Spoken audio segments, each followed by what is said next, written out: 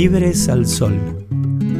Mi nombre es Francisco Mina y este es un podcast de filosofía, arte y educación.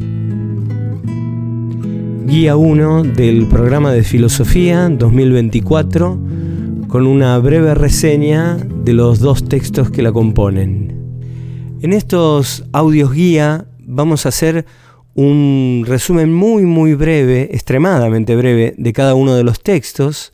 Esto no exime que después hay que estudiarlos, para eso también tienen después los textos leídos completos. Y concluidos los textos de cada unidad, voy a hacer también de una forma muy breve un esquema, una intencionalidad básica que tiene cada una de las unidades. El primero de los textos es aquel que llamamos Pueblos Originarios, de Ana María Gorosito Kramer.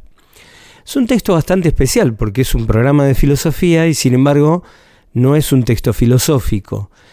Y si bien hace una reseña histórica, ella es antropóloga y lo que intenta es una mirada desde la orilla americana. ¿Cómo se puede contemplar la conquista europea, la conquista en 1492 a partir de Colón y las posteriores conquistas de otros lugares de América, desde la orilla del conquistado y no desde la barca, desde la embarcación del conquistador, desde la mentalidad del conquistador? Por eso lo primero que hace la autora es criticar esa visión eurocéntrica, o sea, la única mirada posible es la mirada del conquistador.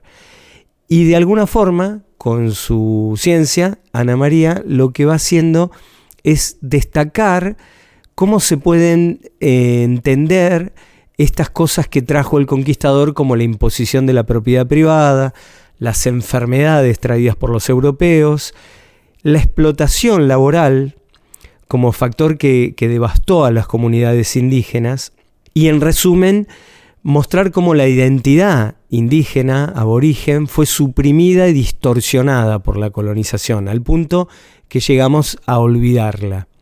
En una segunda parte del texto, Kramer enfatiza la importancia de reconocer la diversidad cultural de los pueblos originarios, porque el término indios trató de hacer una globalización, una totalización de toda América, cuando en realidad era una suma de pueblos muy diversos.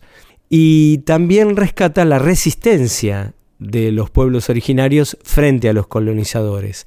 Resistencias, luchas que están de alguna forma silenciadas. Solo recordamos las epopeyas, digamos, de los conquistadores y están absolutamente ocultas las luchas de resistencia. Una idea fundamental del texto es cómo la identidad americana y también por ende la argentina, cosa que aborda al final, es un mestizaje, una mezcla, una fusión. Y es importante ver cómo resurge en el siglo XX y sobre todo en nuestro siglo XXI la identidad de estos pueblos que estaban invisibilizados y piden ser reconocidos y respetados dentro de los estados, entendiendo que de alguna forma se reconocen 2 identidades nacionales, una identidad previa, originaria, y una identidad posterior, que sería la identidad del Estado-República, del Estado-Nación, en nuestro caso, la identidad argentina. Por último, sobre este texto me parece interesante resaltar, entre tantos temas que aborda, la hipótesis del blanqueamiento. ¿Por qué me interesa? Porque trata sobre una forma donde nosotros desde esta orilla también aceptamos esa imposición ideológica que ha hecho el conquistador y nos creemos falsamente que somos todos hijos de europeos, cosa que han repetido en nuestro país todos los presidentes de distintos colores políticos. Todos venimos de los barcos. No venimos de los barcos. Somos un mix, una mezcla, una fusión entre inmigración y entre pueblos originarios, de los cuales todavía tenemos fuertes orígenes.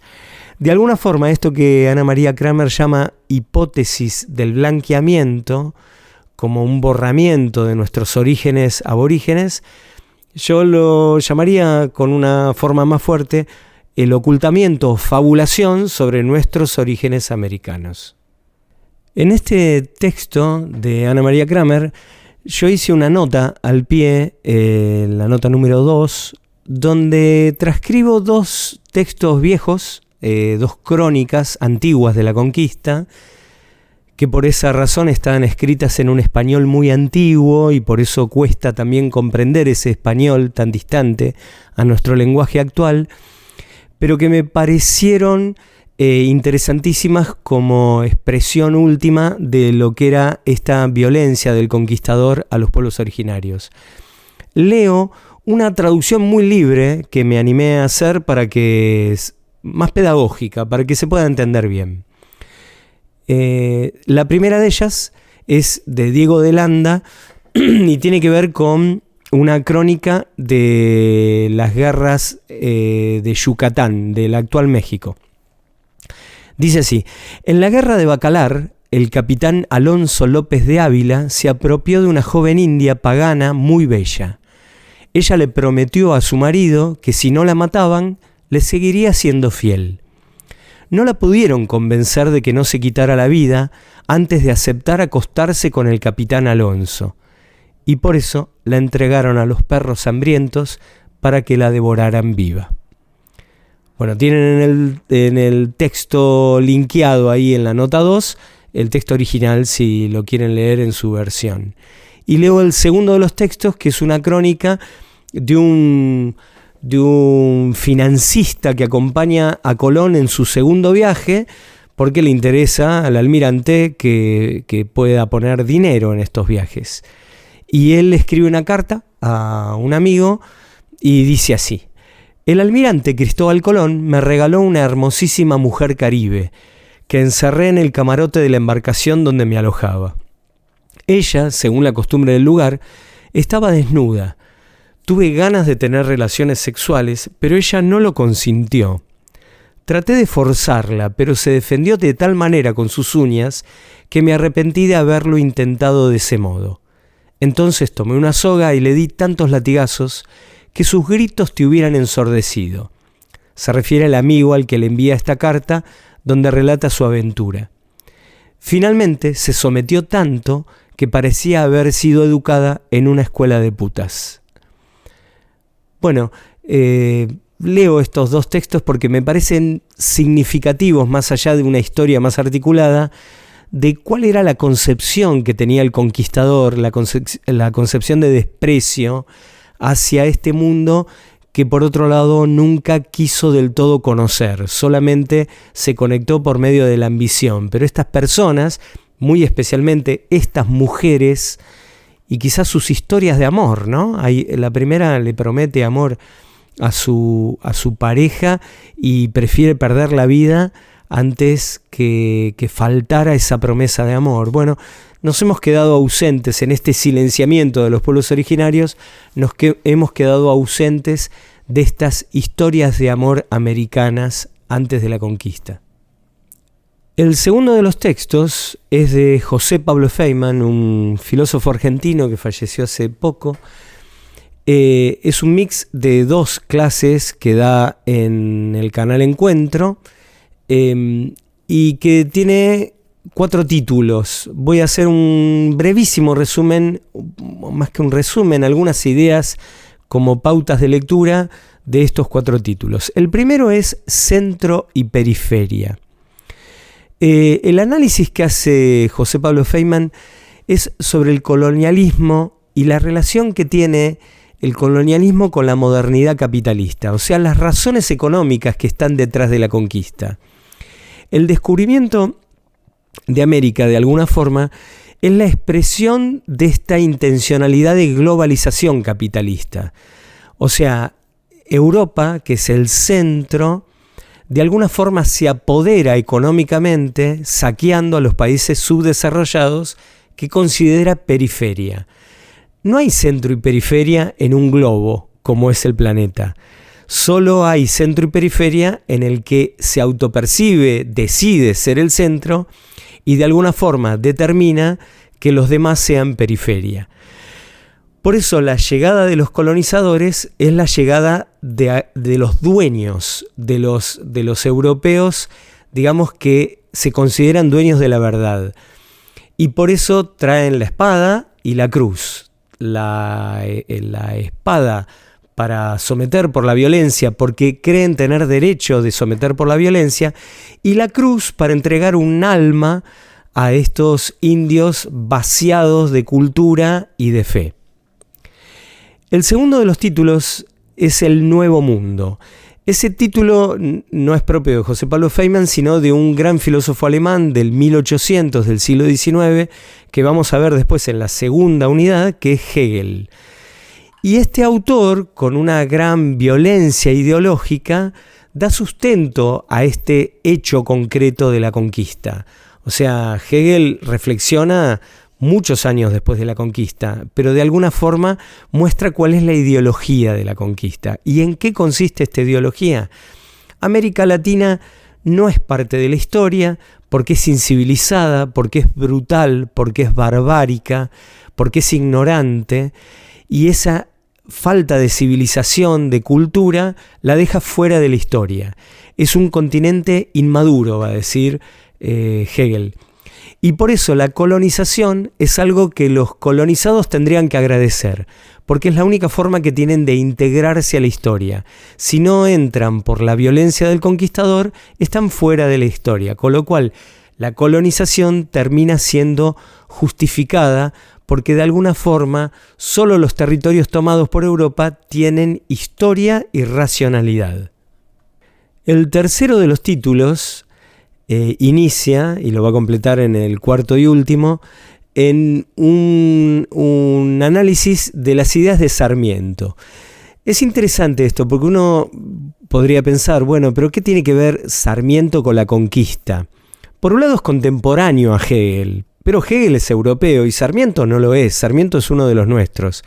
Sin embargo, el filósofo Feynman muestra cómo de alguna manera Sarmiento da continuidad al pensamiento de la conquista, pero ya no desde afuera, sino desde adentro mismo de nuestra cultura.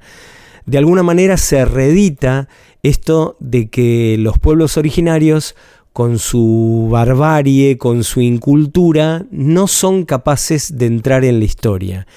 Y por eso en su obra, quizá la mejor de todas, El Facundo, va mostrando cómo la cultura, que no la considera como tal, de los pueblos indígenas y de los gauchos, es un atraso que impide la posibilidad de una nueva civilización como la europea. Sarmiento va a decir que las ideas no se matan, que son lo único que perdura, y como de alguna forma estos bárbaros, estos incultos no tienen ideas, tampoco son indispensables para la creación de una nueva cultura.